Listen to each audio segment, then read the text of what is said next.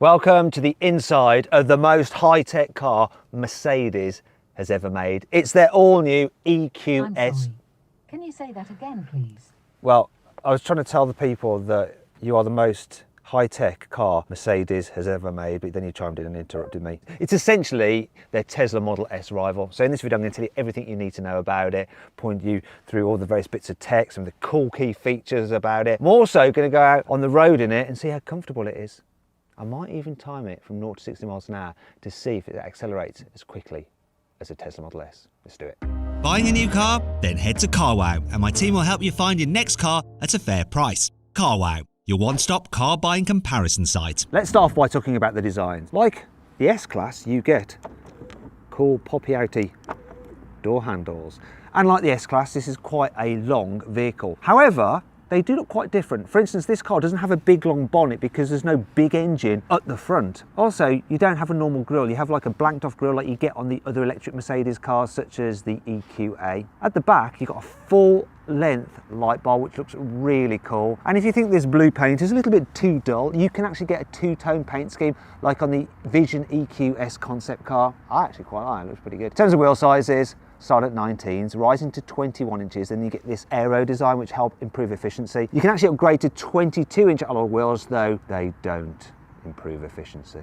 You can get the new EQS with something called comfort doors, and so when you've been off doing whatever you need to do, then you come back to your car, it recognises that you're about, pops open the door handles, and it even opens the door for you. How very kind of you, Mercedes. And then when you pop in and you put your foot on the brake, it shuts the door. And then makes that kind of crazy sci-fi noise just to let you know you're in an electric car. Now we're in the EQS, let's talk about this interior design. Now I'm going to come to these screens in a moment because they do dominate the cabin, but let's just talk about the general interior. Yeah, the materials feel really nice and they are man-made materials. Now, this looks like suede, but it's obviously man-made. The leather on the seats isn't real leather, it's man-made, yet it feels like expensive leather. The steering wheel, really nice design. You can get two different designs of steering wheel. If you have an AMG line car, it looks a bit more sporty. And then there's the general layout. So you have this big center console here, which I have noticed I do sort of knock my knee against a little bit, but thankfully it is padded. And there's lots of useful storage in here as well. Underneath this open pore wood, which is also very nice, you have your cup holders there and they're adjustable for size. You can actually remove that section. You've got two USB-Cs. There's a wireless charging pad and some more storage there. Then if you go under here, you've got a huge bin with another wireless charging pad, two USB-Cs, more storage under here. Then there's the glove box, which we've got full of various anti-COVID stuff, look, anti-back wipes and all that kind of thing. And then you've got some big door bins. And I quite like this, the controls for the door mirrors. Now, I'm not the biggest fan of touch-sensitive buttons, but you do actually press these ones in and then you just toggle it to which mirror you want to move. And it's all quite easy to do, actually. And it's neat, smooth, clean design. And look at this, I want to show you this. So you open the door just by pulling it like that and it'll open. But I want to show you these. I love the way you've got frameless windows here in this saloon car. I like this extra bit of glass as well. It just looks really cool. Okay, let's talk about the screens then. So just put in this code and old baldy Gottlieb Daimler will allow me access. Welcome, Gottlieb Daimler. So this is what's known as the hyperscreen, and you've basically got three huge screens behind this whole seamless piece of glass, and it looks really nice. You've got your main infotainment screen here in the middle, so you've got essentially your usual Mercedes infotainment system, so it's easy to navigate. You can move through different functions, control various things. You've got your big navigation, got a different climate control there, so it's quite easy to do. It's still not quite as good though as physical buttons, but I do like the fact that when you increase the temperature you get this like red flash through this LED lighting that you have inside. In fact, you've got 190 different colours of LED lighting, so you can set up the interior ambience just as you like it. You can quickly just go to your home settings and swipe through all of the different menus, and you've got various information on the car, such as the battery states and your motor usage and all that kind of information. Lovely big screen. Now let's move on to the digital driver's display, which is very clear. It's an LCD screen and you can control it using the buttons on the steering wheel. They are touch sensitive and a little bit fiddly, nowhere near as bad as those that you get in Volkswagen products at the moment. And so you can just look through different menus, change the look of your dials, get all the information you need, have navigation there, widescreen, and it'll do that 3D effect as well that you get with the S-Class. On top of that, you also have a huge heads-up display with loads of information in front of you, and it can actually superimpose like images and arrows on the road to help direct you so you don't make a wrong turn. Once again, that's like the S-Class, really, really good system, like in that car. And now we move on to the third display. So the car's clever. It will not let you operate this third screen unless there's someone sat there. So I'm going to show you what it looks like, what you can do with it from some cutaways which we filmed earlier, but you can swipe through all the functions that you get on the main infotainment screen, and it'll actually know that, say if I'm driving along as the driver and start looking at that screen too much, it'll start to dim this screen so that I don't get distracted. Also, this screen has its own Hey Mercedes system, so that person can talk to this screen and then the driver can talk to the rest of the system. And let's just give the Hey Mercedes a little go. Normally it should have chimed in by now, but it hasn't. Hey Mercedes! Hey Mercedes! How can I help? I don't know what I want now. Can I have the moon on a stick? Can you say that again, please? Just again. Hey Mercedes, How may I help you?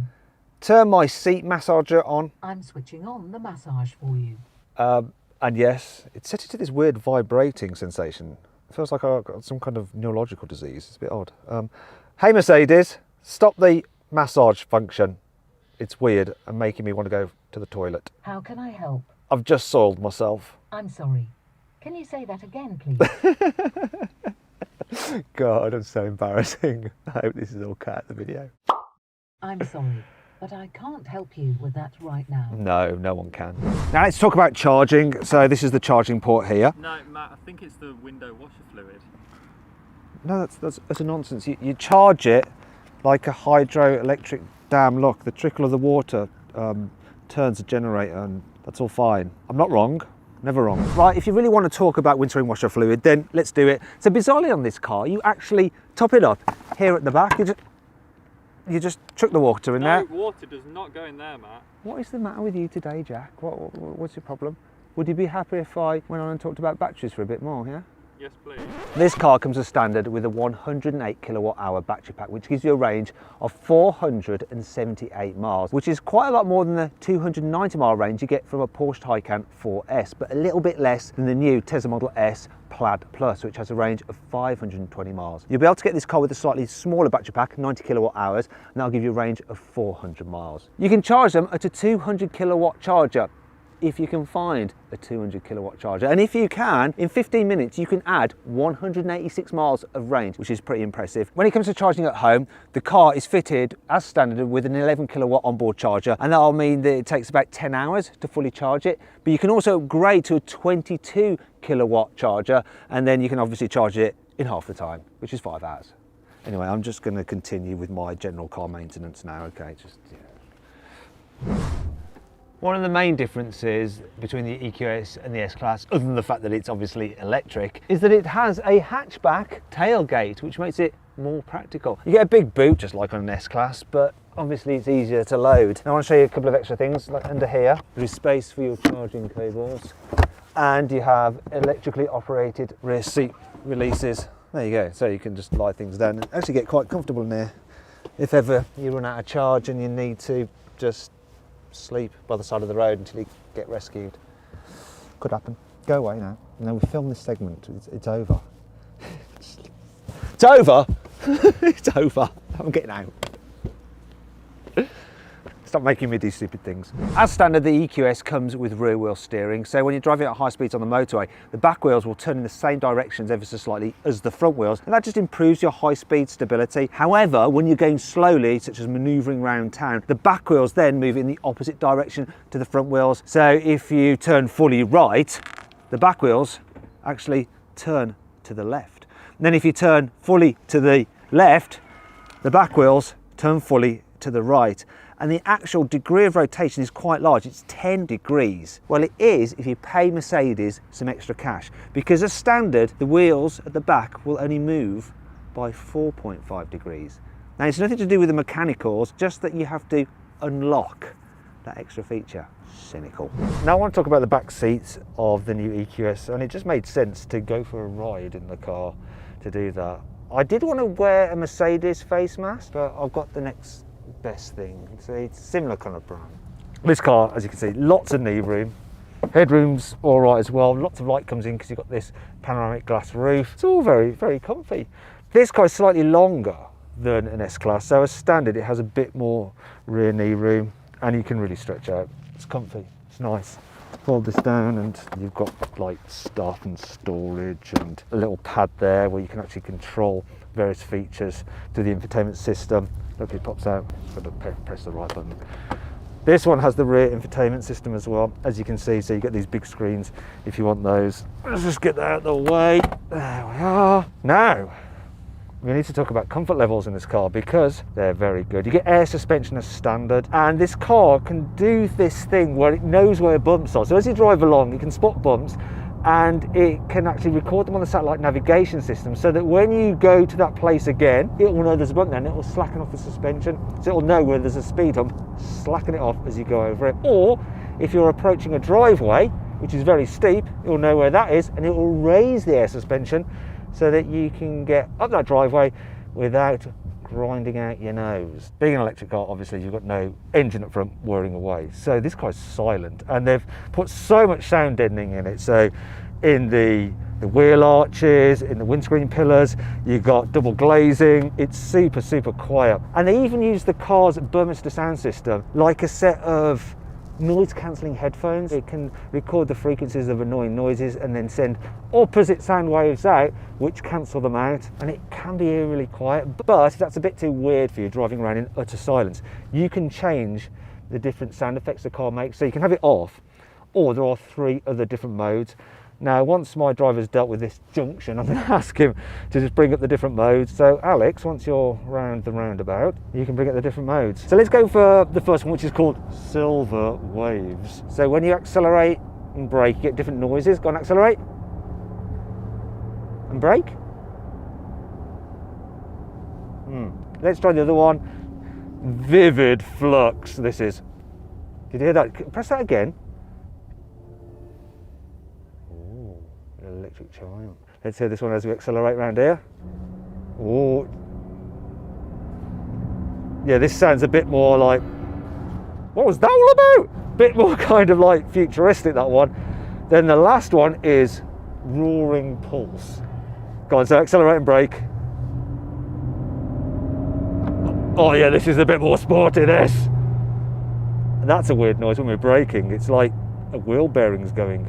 Or obviously you can just have them completely off, which I might do, to tell you the truth. From launch, you'll be able to get the EQS as 2 versions. There's the 450 Plus, which has 1 motor at the rear, and then there's the dual motor version, which is the 580, which has a motor at the front and the back, and is obviously 4-wheel drive. Let me give you the performance stats. So the 450 Plus has 333 horsepower and 568 newton meters of torque, and the 580 has 523 horsepower and 855 newton meters of torque. So let's see how quick it is.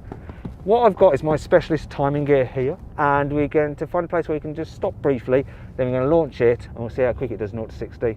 Okay, so we are stopped. When you're ready, Alex, launch it. Full throttle, keep going, go on, keep on. What we got, 0 to 60, wow, 3.98 seconds.